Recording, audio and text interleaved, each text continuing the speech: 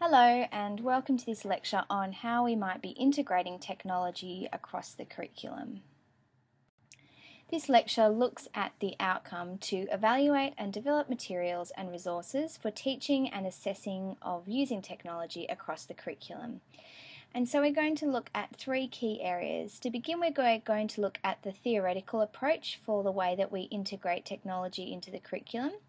And we're going to look at two key authors in the field, Puentedura and Papert. Then we're going to look at some practical ideas that we might use for integrating technology into the curriculum. And then we're going to look at different methods that we can use for assessment when we're using technology for teaching. So let's begin by looking at Dr. Ruben Puentedura and his SAMR model. This quote summarises the main gist of the way that Puentedura considers that we should be integrating technologies in the way that we teach. Over the past 60 years, new intellectual technologies have evolved from speculative conceptual sketches into concrete tools embodied in today's computers and webs. However, the task of putting them to best use in education is still a work in progress. So Dr. Ruben Puentedura, in response to this, has developed the SAMR model, which is a hands-on approach that transforms his research into informational technologies into real practical for teaching practice. He is the founder and president of Hypothesis, which is a consulting firm that focuses on transformative applications of information technologies in education. And he has implemented these approaches for over 20 years at a range of educational institutes, hospitals, and arts organisations. And so he is the creator of the SAMR model, which is the four-levelled approach for selecting, using, and evaluating technology. And this model aims to enable teachers to design and develop integral and integrated digital learning experiences that utilise technology to transform learning experiences to lead to higher level of achievement for students. So let's have a look at this model now. You can see how this model shows a progression that teachers might move through in the way that they adopt technology in teaching and learning. And it shows how technology can impact teaching and learning from enhancement through to transformation.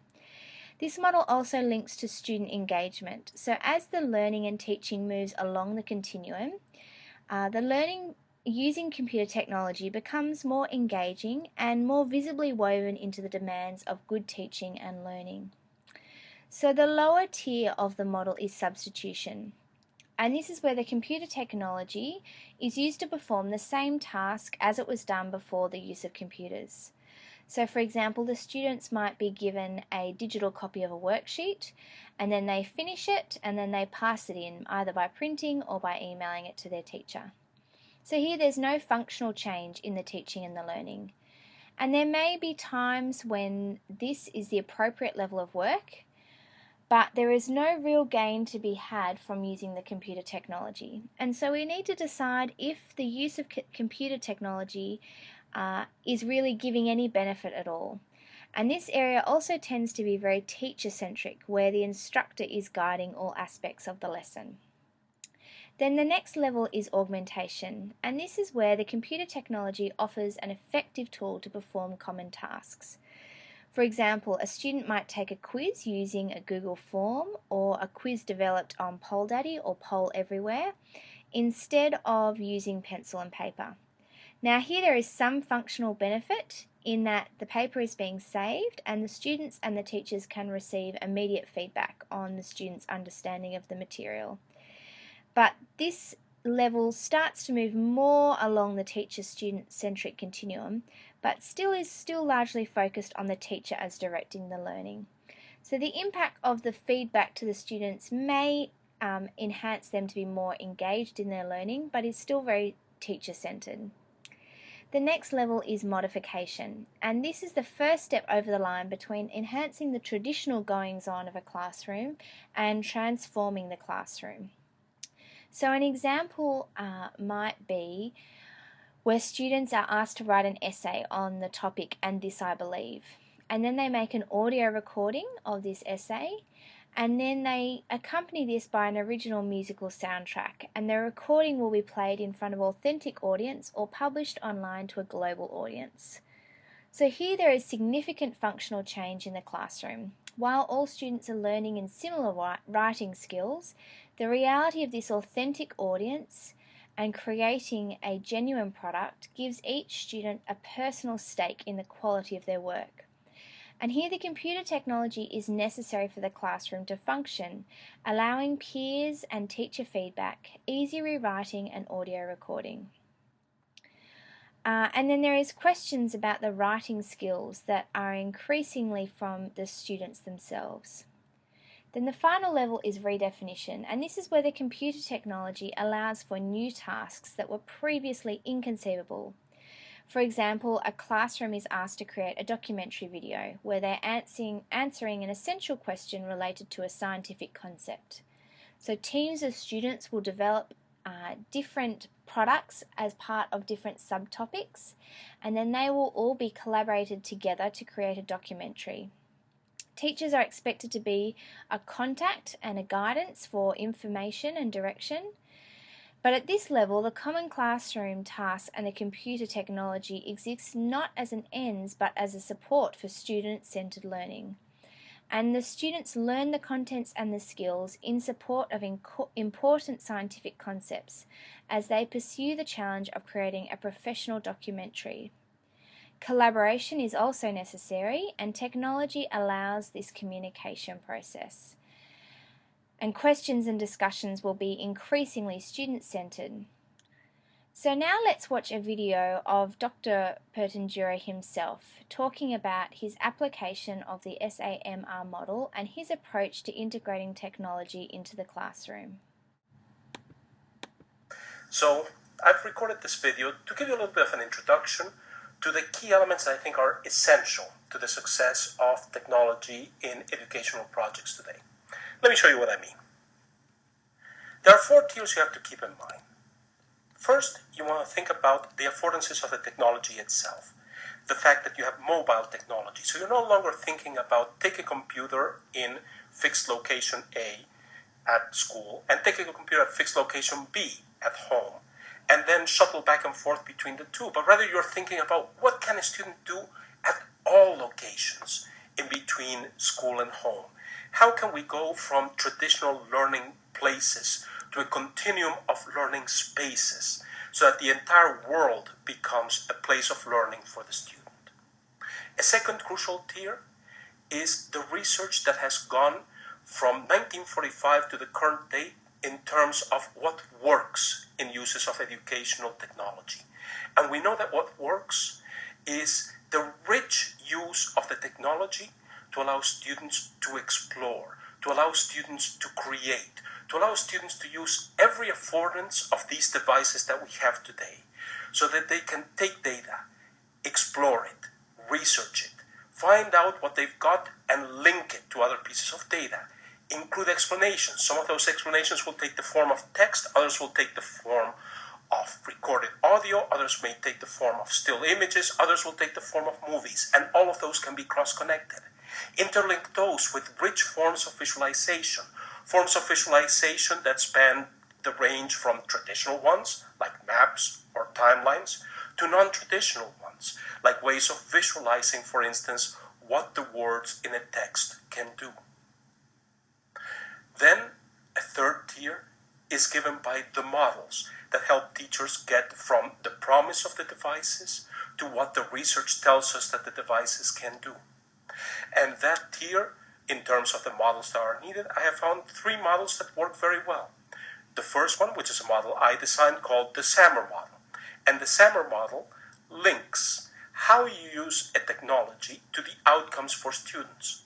If you use a technology at what is called the substitution level, so that you're essentially using it to replace an older technology and doing exactly the same sort of things that you were doing in your classroom before with the old technology, well, this may be useful. It may set the stage for future developments, but it will not in any way, shape, or form significantly impact student outcomes. A second tier is then the augmentation tier. And in the augmentation tier, now we start to say, well, can we at least use the technology to enhance how the students were carrying out tasks in the past before? So that now we're not saying that they're carrying them out exactly the same way they were doing them before. Now they're using certain features of the technology to make the task be accomplished in a more efficient fashion, in perhaps a more informative fashion for the student, in a swifter fashion, but overall the task remains the same. This will introduce small, noticeable, but still small improvements for students. The next level is the modification level. At the modification level, we start to say, well, wait a second. I'm sure that there were educational goals that you always wanted to attempt, accomplish, reach with your students that you couldn't have before. Now we can use the technology to modify the tasks that you were doing before with the student so that now they're at heart, the heart of the task remains the same. But important aspects have been modified so that the student can accomplish new goals that they could not have accomplished before.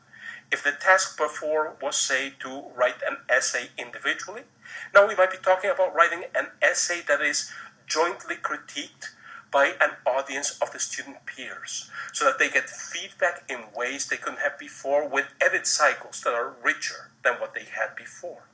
Or before, if they were doing set mathematical problems, now we're talking about using tools that allow the students to still tackle set mathematical problems, but get into reaches of math that would previously have been considered too complex for them to tackle, where the computer can handle some of the pencil pushing that's difficult or impossible for the student to do.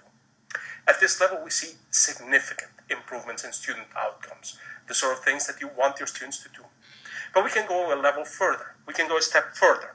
And that step further is the redefinition level.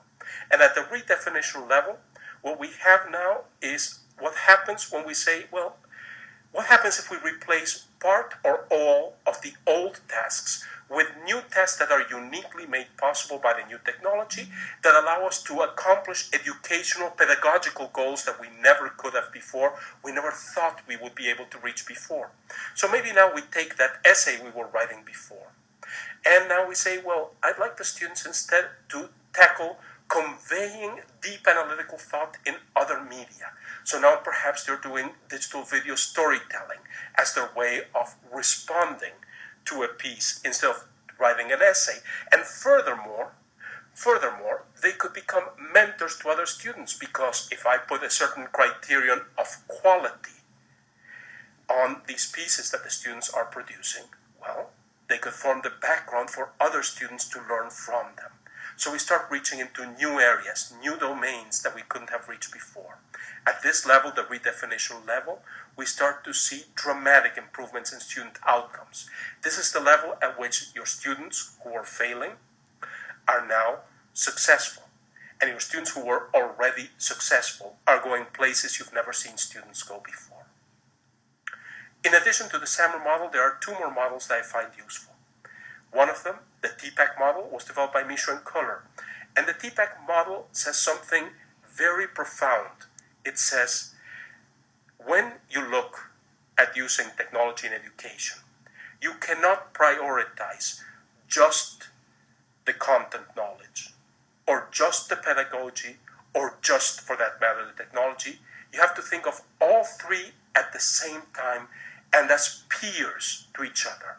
So when you're designing a unit of instruction, it's not good enough to say, well, okay, I'll figure out what the content is that I want to teach, and then after that, I'll go ahead and I'll fill in the blanks with a little pedagogy, I'll see what technology I can bring along.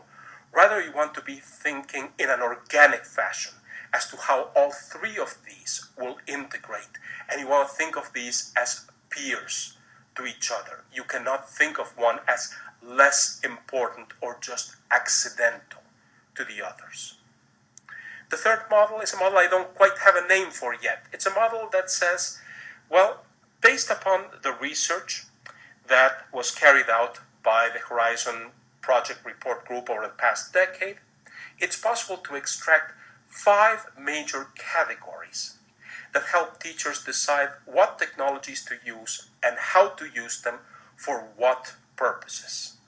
So the 5 categories are the social. Here are tools like blogs, wikis, all the tools that we use to share things, create things jointly, and share what we created jointly.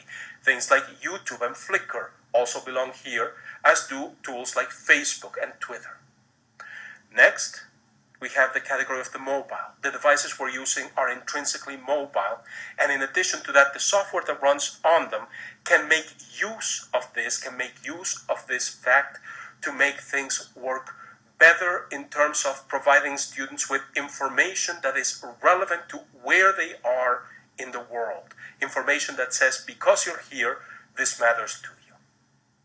The next category then is visualization. Visualization here is any tool that can be used to take something that's abstract and make it concrete in 2 or 3 dimensions for a student to look at and better comprehend.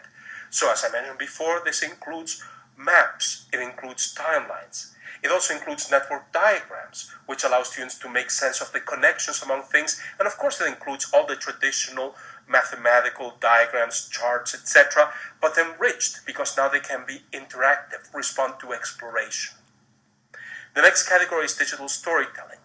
We are very good at storytelling. We are particularly good at storytelling that uses concrete objects in the physical world and its counterpart when we use digital objects in the digital world. So we bring together text, image, audio, video to tell stories that can take the form of image assemblies, digital comics, digital videos, and perhaps even include interactivity and exploration as part of these narratives. And we can use these narratives to make better sense, more sense for our students. We can also use them to have students make better sense for themselves as they create digital storytelling narratives. Finally, educational gaming. I'm going to use a very simple definition of educational gaming here. And that very simple definition is to say that, okay, what we're going to do is simply say we're going to take either a visualization or a digital storytelling narrative, and we're going to add a stake. In other words, a way for a student to guide the visualization or to guide how the narrative progresses so that they can win. And that process of winning actually drives their knowledge, drives their exploration, so that they become interested, intrigued, challenged by how they win the game, and in doing so they have to explore more deeply that narrative and the knowledge it contains, or that visualization and the knowledge it represents. One more thing is needed. We need a focusing layer. And that focusing layer has to take the form of something that brings together the efforts of different teachers so that they better mesh with each other and with the work of an institution. And in that sense, I have found that using a list of 21st century principles, such as the one provided here by Mishra and Karelvik, can provide exactly this type of focus, exactly this type of enmeshing, so long as all the teachers in an institution agree on 2 key things. Number 1, that in any unit of instruction that they design using technology, they will incorporate at least 2 or more of these principles as explicit design principles for what they do. And number 2, that throughout the course of a year's instruction, they will try to visit all of these principles in different combinations. Now, not all 9 of the principles you see here need to be in a single unit of instruction, but over the course of a year, you expect that all 9 will have been represented to varying degrees in various units. If you have those 2 elements, then you have the necessary conditions for teachers to mesh their work together and for the institution to be transformed not just at the level of the individual classroom, but at the level of teaching practice as a whole. So, that's it. I hope that this brief introduction has provided you with a suitable framework for the work you're about to start with the excellent team at Lynn. I hope to be able to see you all in person soon. Until then, best of luck with all your projects. Thank you.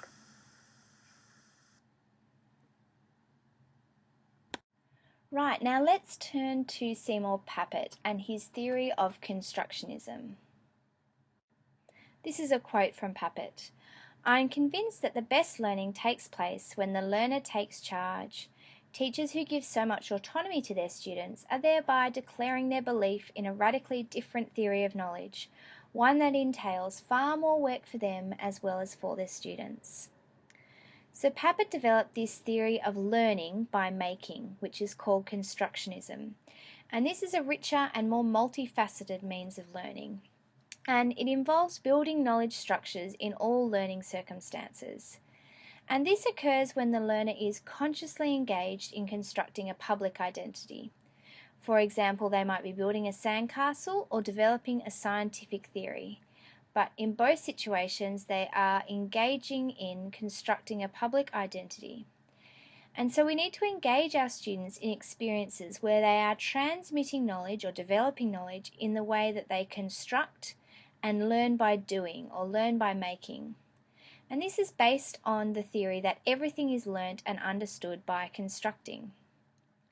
And this is particularly conceivable in the field of science and technology, where what is known, the body of knowledge that we currently understand, is constantly changing as we make more and more discoveries. For young children, building with blocks or constructing train tracks or playing with dolls are all activities that involve the learning process, being an engaging skill that allows constructionism. And here the students or the children are developing learning richness through their learning by making. So this model can be applied for using technology for learning.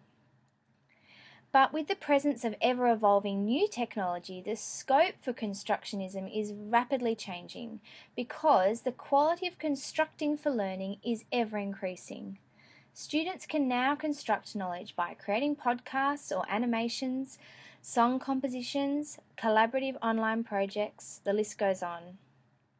And so for innovation in learning, we need to focus on this idea of constructionism instead of instructionism. This theory ascertains that there is more than one way to solve a problem, to learn a concept and to construct knowledge. And so behind instructionism is the idea that there is a finite body of knowledge. So instructionism is based on the idea that there is a finite body of knowledge, and it's the focus on the nature of knowing and the nature of knowledge. But constructionism focuses on the nature of knowing, the process of understanding and the process of learning. In 1991, Papert predicted that the waves of computer literacies could transform many schools. He describes the challenge that he has had engaging with the authoritarian teacher and the traditional school, and technology innovation which carves out a new learning process through this idea of constructionism. And interestingly, he also predicts how schools can still remain unchanged despite computer technology. Many schools today, we can observe, are still focused on instructionism, which is trying to equip or pass on this finite body of knowledge to our students. However, placing devices in schools can lead to innovation and constructionism, where students are creating and making their own knowledge. Now let's watch a short video about Papert himself and his theory of constructionism.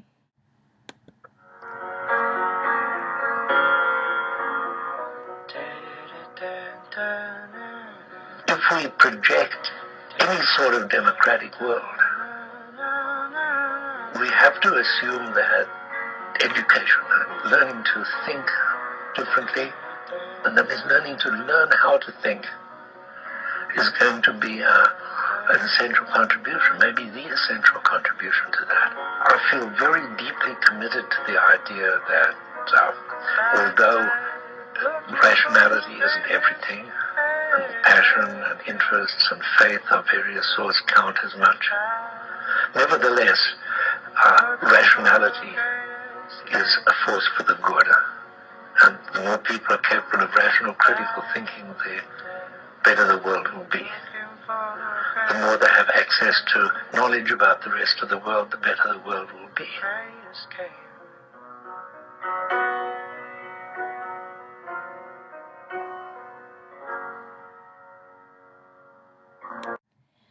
Okay, let's now look at some ideas for integration of ICTs across the curriculum.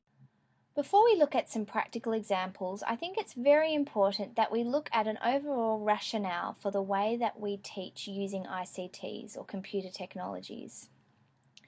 Firstly, it's more than just teaching basic computer skills. So new technologies offer opportunities for experimentation and exploration. And I would implore you to embrace these opportunities rather than being the instructor teaching basic computer skills. And integration of ICT should occur across the curriculum. And so effective integration has been proven to deepen and enhance the learning process. Computer technologies are a tool which will enhance learning in all KLAs, that it should not be taught as a separate subject. Thirdly, we need to understand the role of active engagement using ICTs. Students being able to experience and collaborate and to engage in learning using computer technologies are constantly engaged. They are active rather than passive learners, and their learning is diverse, interesting, and current. It also provides students with opportunities for experimentation, visualization, and modelling. And it also supports differentiation for many different ability learners, so we can actively engage all learners by providing support to students that require additional guidance, and then open-ended extension activities for gifted learners. Next, collaborative learning. So computer technologies really do allow other students to connect with those across the globe. They can connect with other students and other field experts in other places across the world. They can also collaborate with one another as they create projects together. Next is the connection to real-world tasks and real-world audiences. Learning through technology is a true reflection of lifelong learning, and most industries rely heavily on computer tools and technologies, and they are an integral part of operation. And so the real-world context makes learning computer technologies meaningful and fun.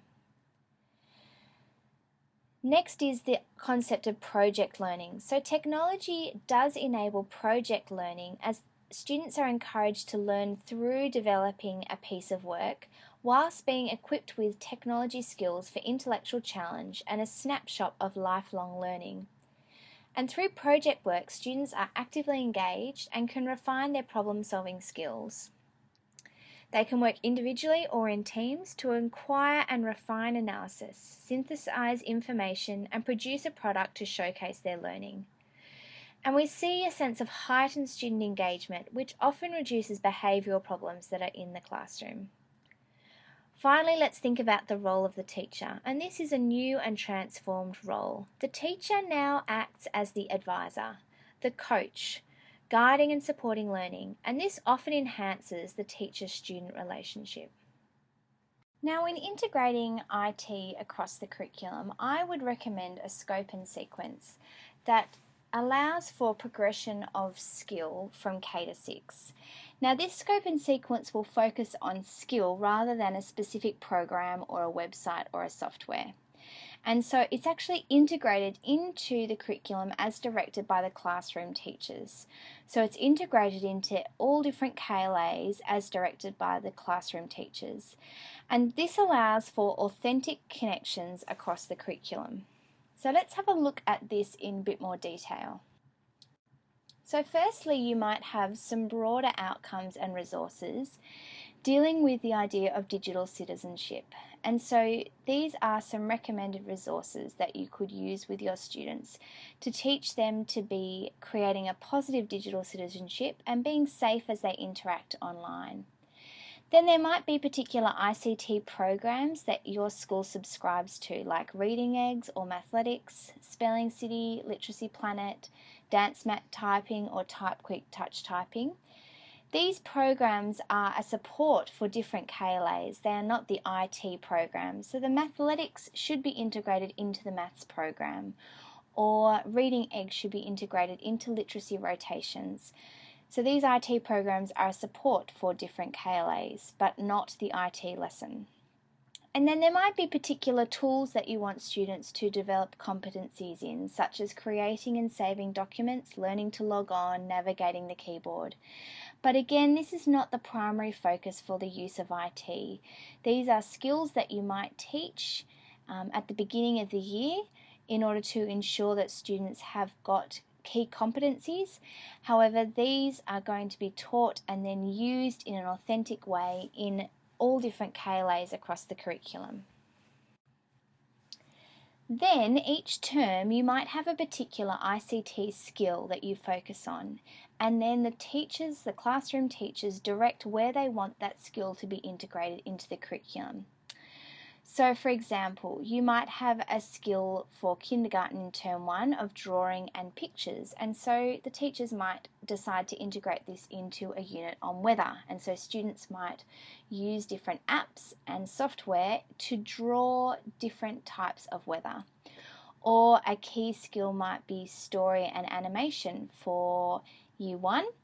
And so students might be creating stories using the software to create a story in order to reinforce skills of narrative writing. Or you might be doing iPad animation in year 2.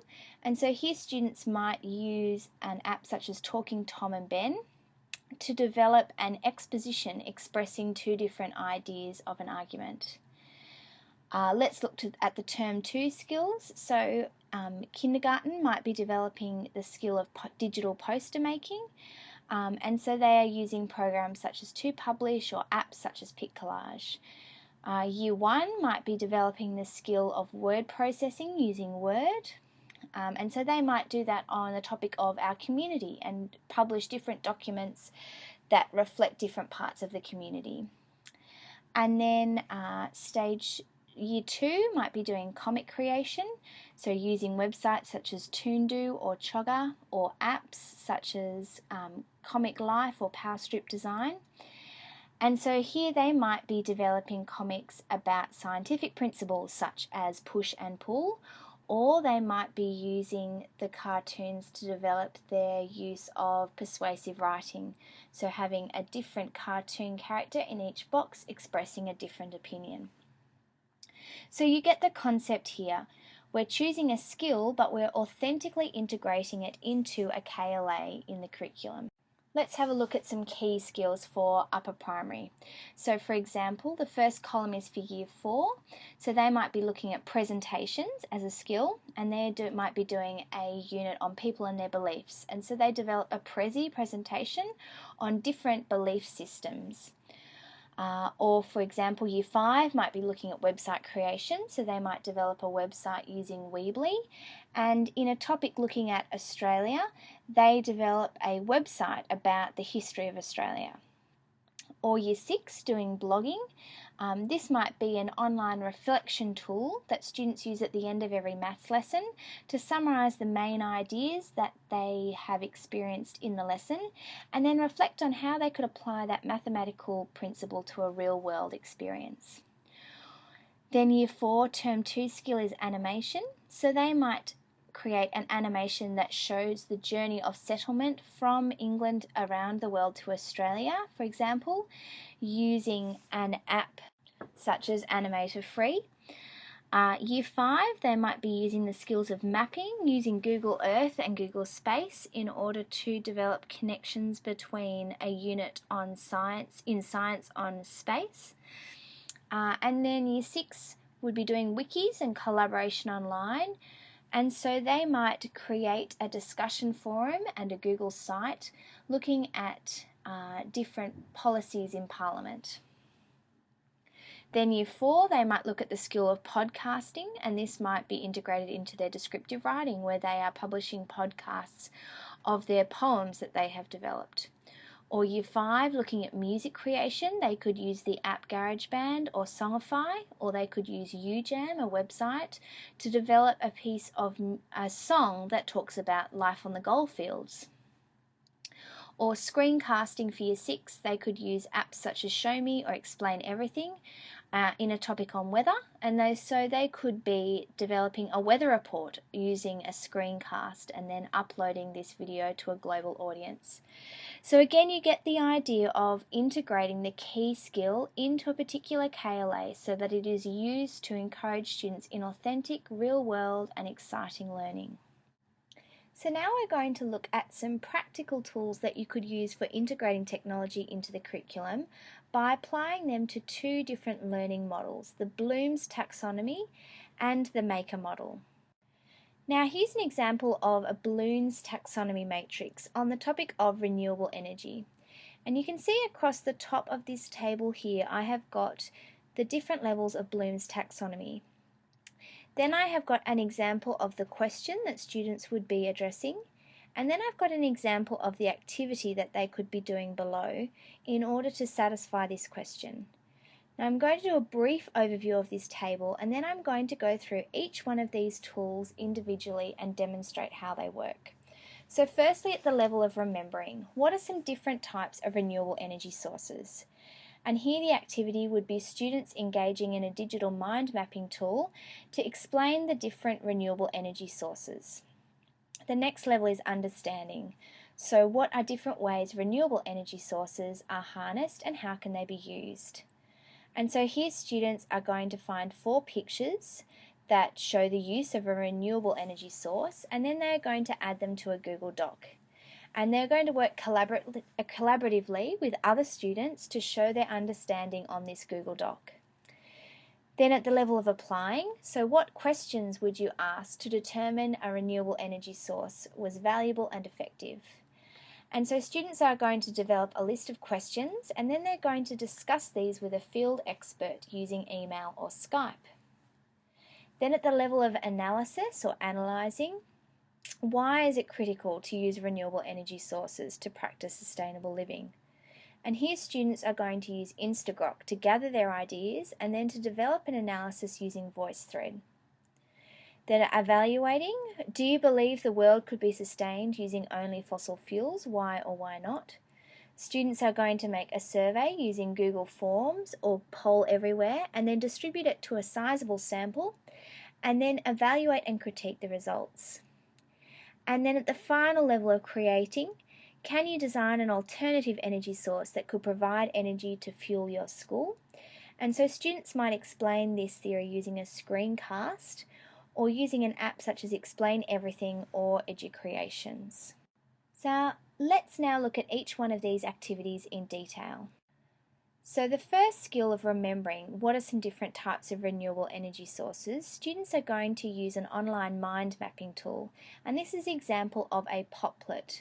Now Papert can be used on the iPad or on a computer, and so let's demonstrate this now. So here is the example of online or digital mind mapping on a topic of renewable energy sources. And I'm using a website here called Papert.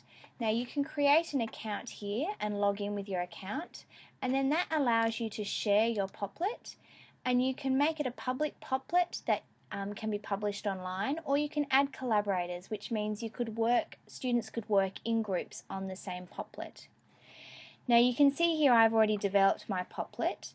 If I click on my center popple and pull out from the grey edges of the mind map, I can then do a number of things. I can add text, I can draw, and I can also add an image to my popple.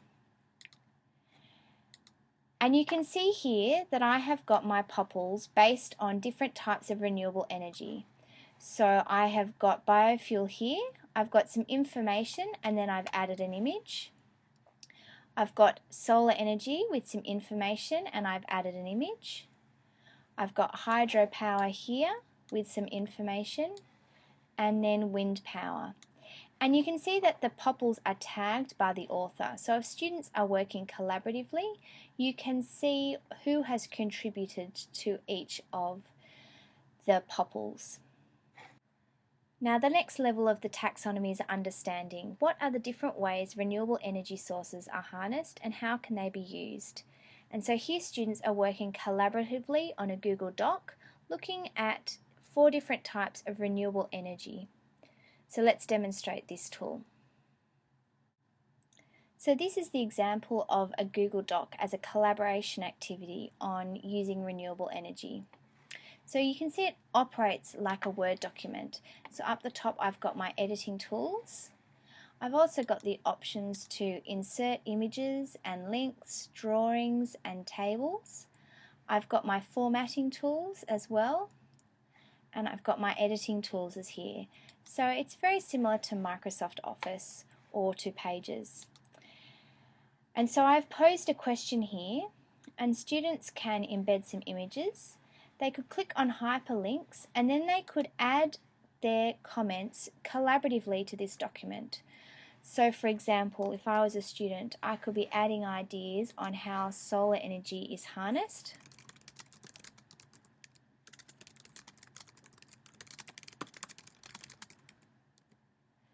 Okay. And so students can be working together on this document. So here we've got another example of hydro energy. So students could be clicking on these web links, finding out information, and then talking about how hydro energy is used and harnessed. Then again we have wind energy, so I've got some hyperlinks to websites that students could look at and then add their ideas. So you would set up these documents for the students, or they themselves could set them up. And then you share these documents. So if you click on the Share tab up here, you've got a number of options.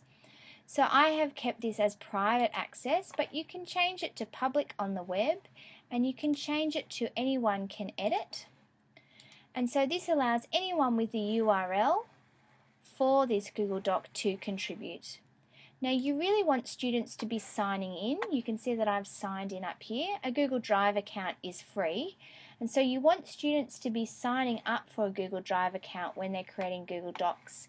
Because if I go over here to the revision history, I can see who it is who has added and contributed to this document. Now you can see here I am the key editor and the contributor, but if other students had logged in, their names would appear here, and so you could see who had collaborated on this document. At the applying level, students are thinking about questions that they might ask to determine if a renewable energy source was valuable and effective. And so here students might connect with field experts via email or Skype. For example, they could contact experts from the CSIRO, develop a list of questions, and see if the field expert would agree that they are a useful tool for determining whether a renewable energy source is valuable and effective. Then at the analysis level, students are thinking, why is it critical to use renewable energy sources to practice sustainable living? And so here they're going to use Instagrok firstly to do their research. And then they're going to apply this research using VoiceThread. And on VoiceThread, they're going to collaborate on their ideas and their research by adding recordings or typed text to express opinions on why it is critical to use renewable energy sources. So let's have a look at these examples in practice. So let's look at Instagrok, and this is a wonderful website for students to conduct research and gather information on a topic. So students will type in the key term for that they would like to grok or to find out knowledge about.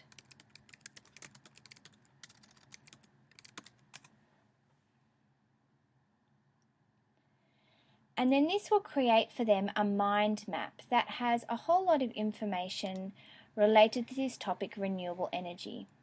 Okay. Now I can adjust the level of difficulty by moving the slide bar, so I can differentiate for my different learners. Now if I click on the More tab here, I get key facts. I also get websites and videos and images. And so if I find a website or a key fact that is particularly useful, I can pin this to my grok.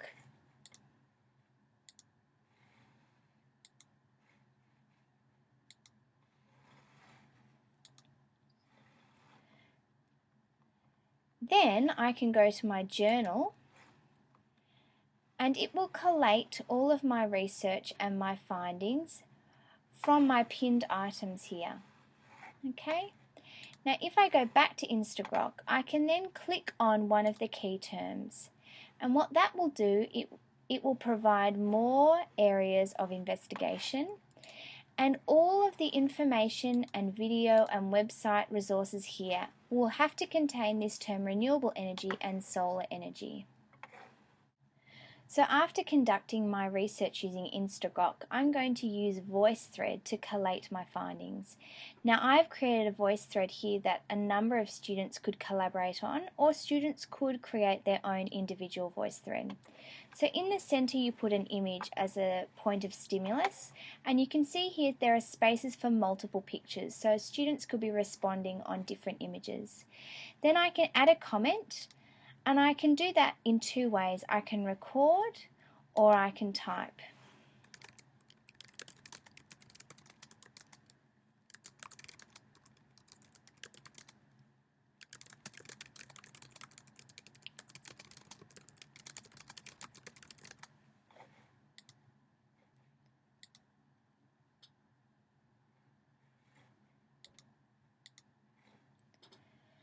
Solar energy is an example of renewable energy, and this is when we harness the sunlight and then use this solar energy to power sources.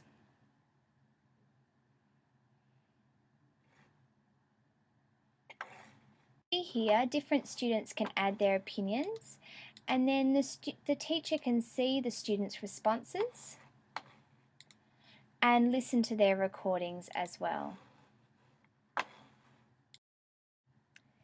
Then this final level of creating, students are designing an alternative energy source that could provide energy and fuel to the school.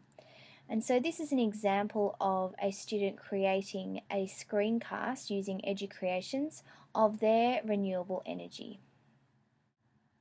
Okay, now this is an example of a screencast that a student created using EduCreations in order to create their own renewable energy source and then talk about how it could be used as an alternative energy.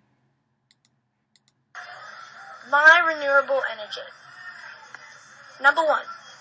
You may think that this is just a normal exercise bike, but inside it, the pedals turn a magnet which rotates around a copper wire, which then, through the magnetic field, creates an electric field, which then creates electrons to create electricity. It travels through a wire to a high voltage converter so it can travel long distances. Number 2.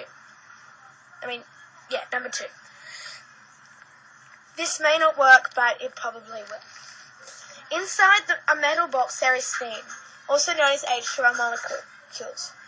When the molecules get disturbed, they go crazy and rub each other, creating static electricity. The electricity bounces to the nearest conductor, which is the metal box, which then travels along a copper wire to high voltage converter. Thank you. Made with EduCreations and DoodleBuddy. Now let's apply some practical ICT tools using the William Maker matrix, and this is particularly applicable for gifted students. This model was developed to support gifted students but can be used to benefit the learning of all students. So firstly, at the level of paradox, how does the pull of gravity on Earth compared to the moon limit humanity? And so the activity for this paradox would be to add to the discussion on Absolute Right Forum, which we will look at in a minute, and then compose a song using UJam or Songify explaining the advantages of having less gravity. Then for tolerance and ambiguity, the question is, what if there was another species living on Mars planning to invade Earth? Students would compose a newspaper article using FODI from the perspective of the Prime Minister addressing Australia. Then for analogy, how is your class like a rocket travelling in space? And students have to write their ideas down in a book using Storybird. And they're welcome to use the suggested pictures to inspire them for their writing. Then at provocative questioning, the question is, space exploration is a waste of money. And here, students will be reading through the ideas contributed on debate.org and then contribute their own ideas. And then they might create a debate using Talking Tom and Ben News, an app on the iPad. Then at the final level here for visualization skills, students might imagine that they have landed on the moon and think about what it looks like. And then they are going to use Go Animate website to express their imaginings. So let's have a look at how to use each one of these practically. So for paradox, students considering how does the pull of gravity on Earth compared to the moon limit humanity. And so here they're going to engage on the absolute right forum and then create a music composition using UJAM. Let's have a look at this now. This is the absolute right discussion forum, and you can see here the topic is the effects on humans on planets with less gravity than Earth. And so there are many great contributions here about how it would be different for us if we had less gravity on Earth. For example, there are suspicions that perhaps we would grow fewer muscles and perhaps we would be slightly taller. We would certainly be able to jump higher because the strength of the gravitational pull would be less. There's also reflections on UV exposure and the evolution of humanity. So here is a great way that students can engage online with others in real-world discussions.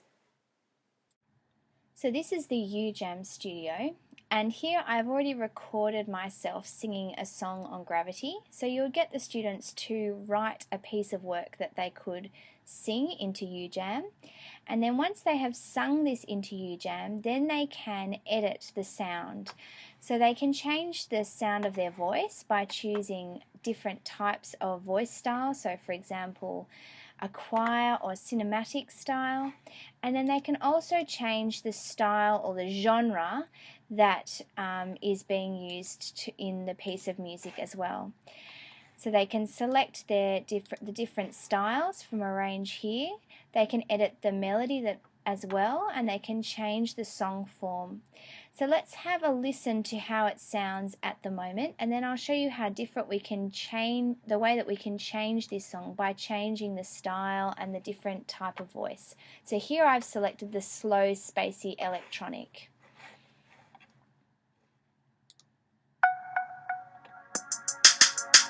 Gravity, gravity, all the things you do for me. You're the force that holds me down. But what if there was less gravity? How cool could life be? We could jump and fly so high, the air would be so thinner. So we'd have super altitude, our lungs would let us breathe so good. Our heart wouldn't have so much work to do, so we'd be healthy and heal well. Gravity, gravity, all the things you do for me. You're the force that holds me down. Okay, now the trick at the beginning when you first UJAM your song is it will start on the instrument tab, and you need to make sure that you change it over to the vocal tab. So now I'm going to change the style of the song.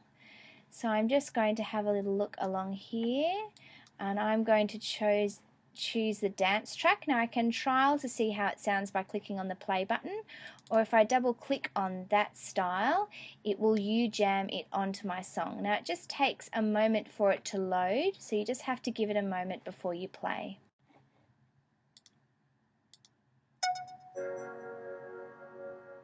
Gravity, gravity, all the things you do for me. You're the force that holds me down. But what if... Okay, now let's apply a different style, perhaps the hip hop.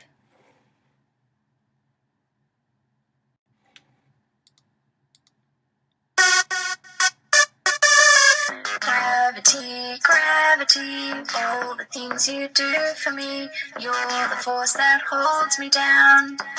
But what if there was less gravity? How cool could life be? We could jump and fly so high, the air would be so thinner, so we'd have... So then when you finish jamming your song, you can click the Save and Share tab up here. And you can save your work within UJAM, but you can also upload it on SoundCloud, which is a free site for uploading podcasts or pieces of music, very similar to YouTube, my suggestion here would be create one account to SoundCloud and get all of your students to log into that account so that you can see all of their works. And you can also download the MP3 file as well. Now for tolerance and ambiguity, students are answering the question, what if there was another species living on Mars planning to invade Earth? And so they're going to use FODI to publish a newspaper article as if they were from the perspective of the Prime Minister. Okay, so the next tool here is FODI.com. This is a free newspaper generating website. So students can name their newspaper.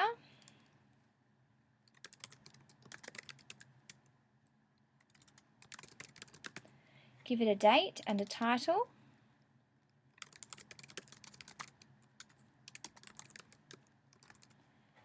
And then create their story.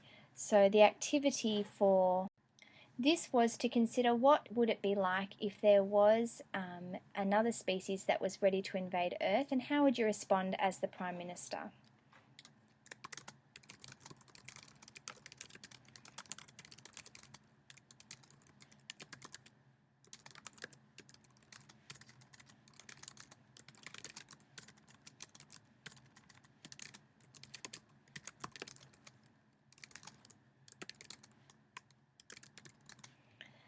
Okay, then once you've finished typing, we can click Generate.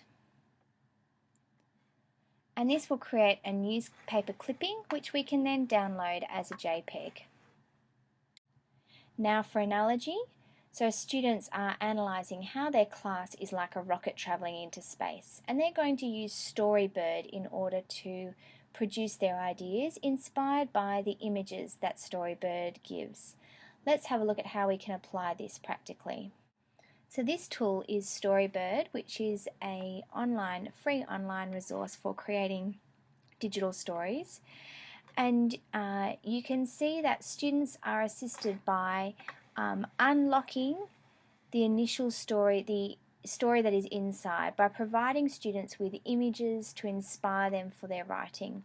And you can see here that the artworks are categorized in different tags, but you can search for a particular term yourself. Okay, and then you can select an image that you would like to use to inspire your story.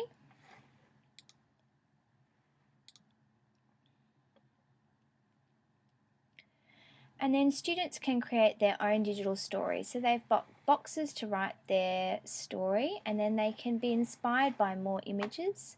So they can add further images and then drag and drop the images onto the pages.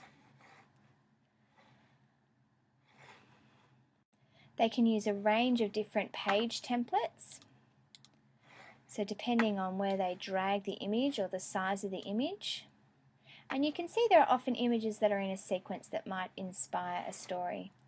So this story began considering what it would be like to be an astronaut travelling to the moon. So students can create their content and then save it as a digital story. And Storybird allows you to create a class account that students can all be a part of so that you can view their work. The next element of the Maker model is provocative questioning. And the question here is that space exploration is a waste of money. So firstly, students are going to engage in an online discussion about this topic using debate.org.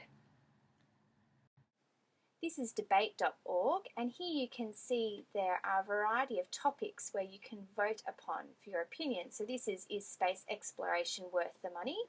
And so students can vote yes or no, and then they can contribute their ideas to a real life audience. So some of the arguments here saying that space exploration is not a waste of money is talking about how we are very vulnerable on Earth, and so we might need to find another home in order to survive, and also the way that space exploration can unite countries and unite us worldwide. And then over on the opposing side, saying that space exploration is not worth the money, there's a lot of discussion about debt and the way that money could be put to better use. So here is a wonderful opportunity for students to engage with real audiences on real life topics. And there are many other debates and opinion topics that you can search for which might be a great way to engage students in online discussions. Then they're going to create an animation using Talking Tom and Ben to express different opinions about this provocative question. And this is an app that has been used to develop this animation, and I've got a sample here to play for you. I think space exploration is a waste of money. Are you sure about that? Yes, every year the government spends so much money exploring space. But isn't it interesting learning about other planets? Earth has its own problems. If we waste our money on exploring Mars, then we won't fix the problems we have on Earth. Then finally we have visualization skills, and this is where students are imagining that they have landed on the moon and picturing what it might look like. And to assist them with this activity, they're going to use Go Animate and select the scenes set in space and visualize and express what they think it would look like by creating an animation. So Go Animate is another online free resource that you can use for integrating technology into the curriculum. In fact, all of the examples that I have given in this lecture are free resources. So you need to log in with an account, and similar to the other resources, I would recommend that all the students log in with the one account so that you can easily access their work. Then you click Make a Video, and I would suggest you select the video template. Advanced students can create from scratch. And then we're going to use the Space Odyssey for the visualization activity. So students have to select their characters.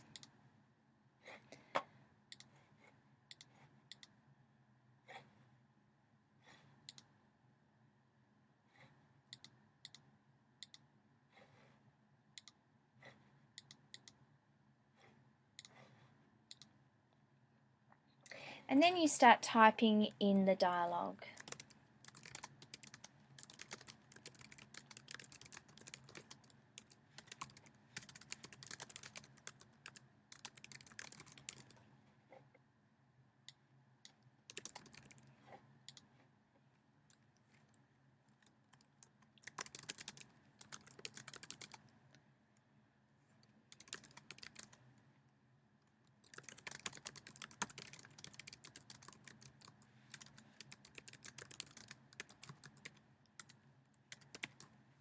So students can continue adding the dialogue, and they can change the emotions of the characters for the animation. Now you can add a lot more dialogue than this, but let's preview.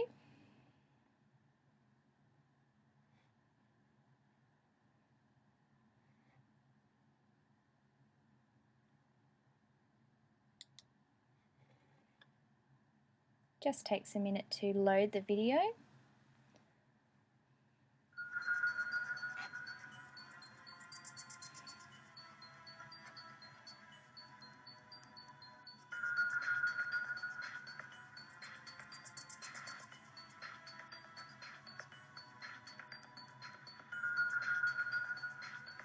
Before us lies a barren wasteland. Dust and rocks were around. It is so cold, and this new place of discovery feels lifeless and empty. Okay, then you can save your animation. Okay, and if you get the GoPro Plus, you can upload it to YouTube, but the free version allows you to save your animations in Go Animate. The final aspect of this lecture is looking at methods of assessment when we are using computer technologies to enhance learning across the curriculum. Let us think through the purpose of assessment. So assessment should be used for monitoring the student learning process, and then reporting is making these results available to stakeholders. And assessment involves identifying, gathering, and interpreting information about the progress of students. And authentic assessment should be informing ongoing teaching and learning. Assessment is incredibly useful in evaluation of programs and planning to meet the needs of individual students. Now, there are different types of assessment that you might use as a teacher. The first is formative assessment, and this occurs during the teaching and learning cycle. And so here the purpose is to provide feedback to students and teachers on the progress of students. And this might be a checklist or an anecdotal comment or verbal feedback or perhaps a progress mark. Then we have summative assessment, and this takes place at the end of a unit work. And this shows the extent to which learning outcomes have been achieved. For an assessment task that involves creating a product, this should involve an assessment rubric. For an assessment task that is skill and knowledge based, it may involve a formal test. Then we have process assessment, and this is where the focus is on the learning process, the steps taken to achieve the final product. And it looks at how students construct knowledge and what tools they use to progress through the learning process. And then finally we have product-based assessment, and this focuses on the final product and allows complete freedom in how students arrive at the final product. And the purpose here is for learning to culminate and be showcased in a final product. Students will be given an opportunity to create a project of their own choice, and so complete the same assessment tasks, they might produce different results. For example, one student might produce a podcast and another student might produce a website. Now let us look at performance and product-based assessment, as these will be particular assessment methodologies that could be applied to using ICTs. So performance-based assessment. This assessment of students is conducted as they engage in an activity. It's an on-the-spot evaluation of performance or behaviour. And so this aligns with the teaching approach of Constructionism, assessing the learning process and how students are constructing their knowledge.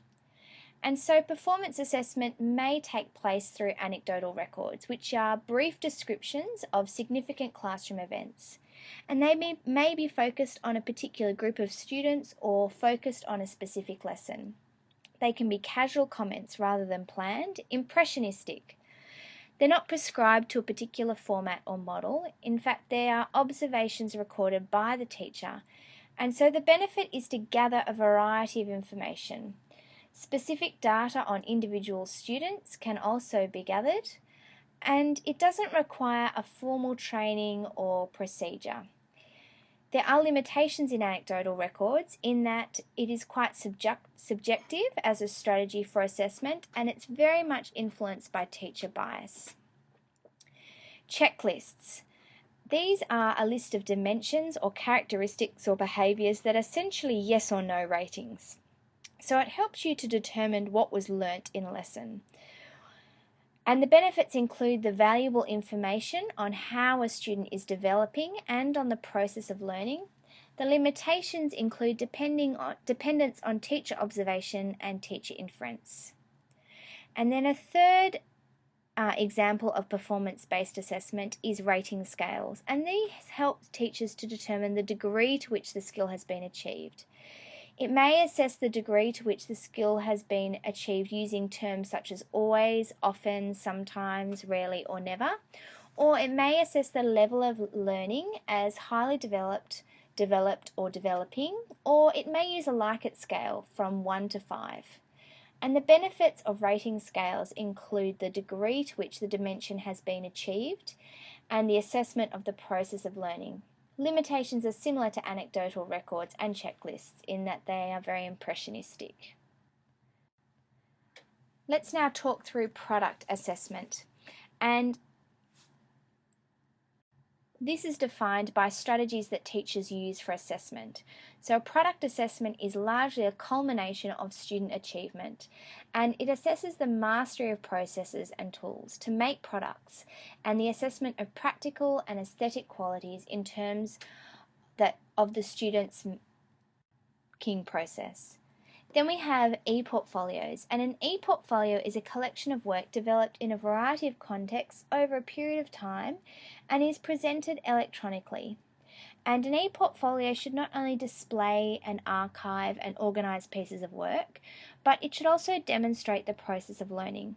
And the electronic format provides accessibility to a wide and global audience, while also providing opportunities for review and refinement in an ongoing manner.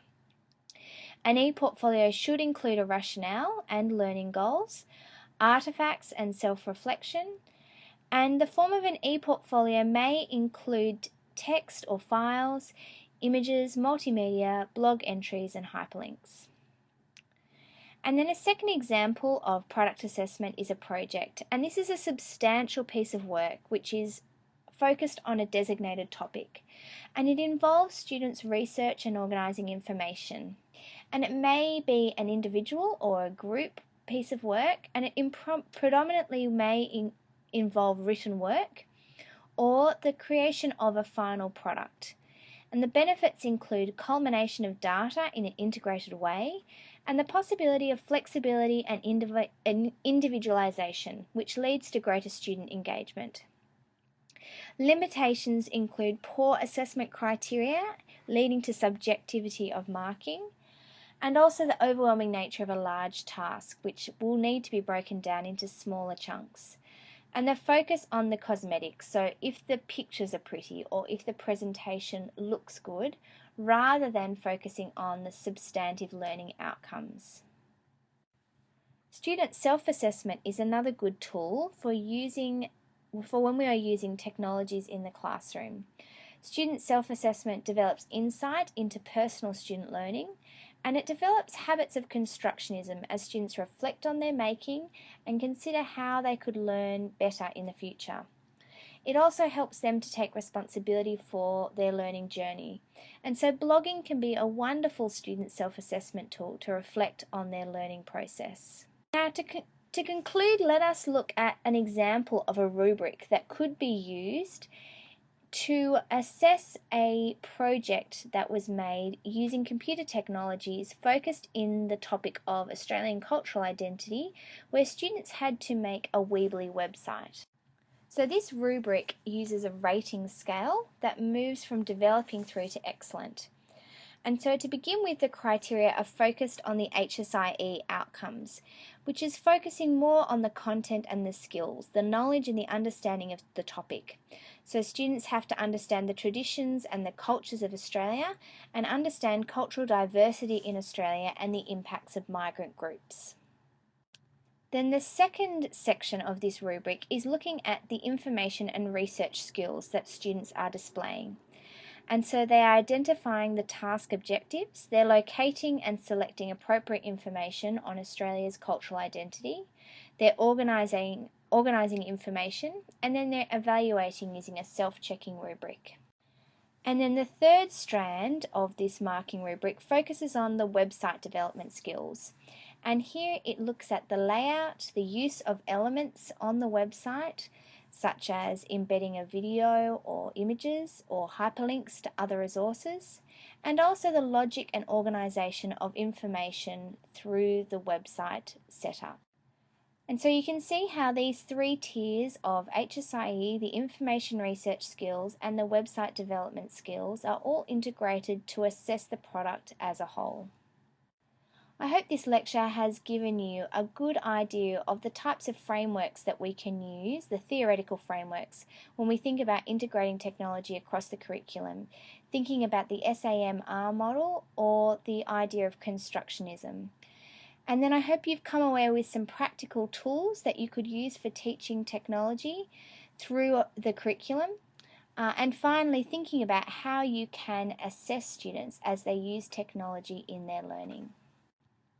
I have a lot of other further online resources and suggestions for learning activities at my blog, www.emmaclemens.com, and so that might be a starting place for you as you consider planning some lessons that integrate technology across the curriculum.